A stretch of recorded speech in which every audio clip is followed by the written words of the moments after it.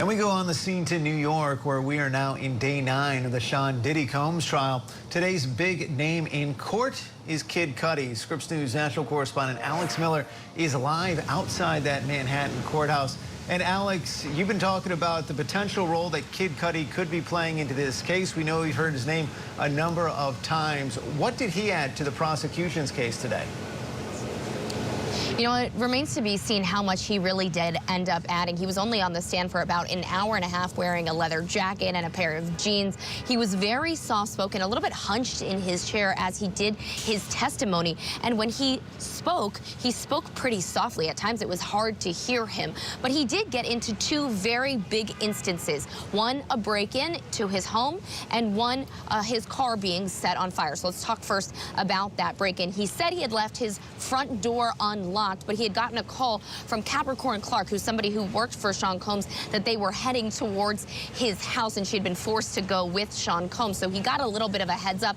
When Kid Cudi got back to his house, he said that there were Christmas presents unwrapped, Chanel gifts being taken out of the gifts, and his dog was found locked in his bathroom. But other than that, everything was pretty much left the same. He tried to talk to Sean Combs about this, obviously something that Sean Combs pretty much denied. And then when you look at this car being set on fire, which was after the new year, this first incident took place in December 2011. Then Kid Cudi went away with Cassie Ventura back home to Connecticut with her family for Christmas. Then Kid Cudi's car set on fire just a couple of days after they got back from that trip.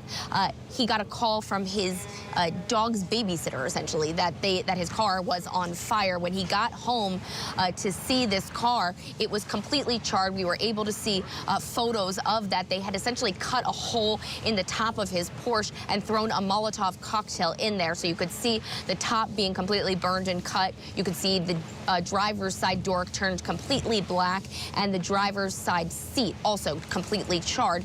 That part of this entire exhibit, again, not able to completely connect Sean Combs to this, but essentially Kid Cudi drawing the line there for the prosecution. Now, the defense kind of went through and said there's no evidence, there's no security cameras, no way to actually connect him except for the fact that Capricorn Clark, one of Sean Combs' employees, had given him a bit of a heads up on that break-in. Now, we did get a little bit into this conversation that we heard Cassie talk about at this place called Soho House, where they talked to Sean Combs, and he kind of painted this picture when Kid Cudi is led into this meeting room. He said Sean Combs was staring out the window with his hands behind his back. He called him a Marvel supervillain. And throughout the conversation, he said Combs was so calm that it was off-putting as they discussed the relationship that Kid Cudi had with Combs, despite the fact that obviously we know that Combs was very unhappy about this. He said his demeanor remained calm the entire time.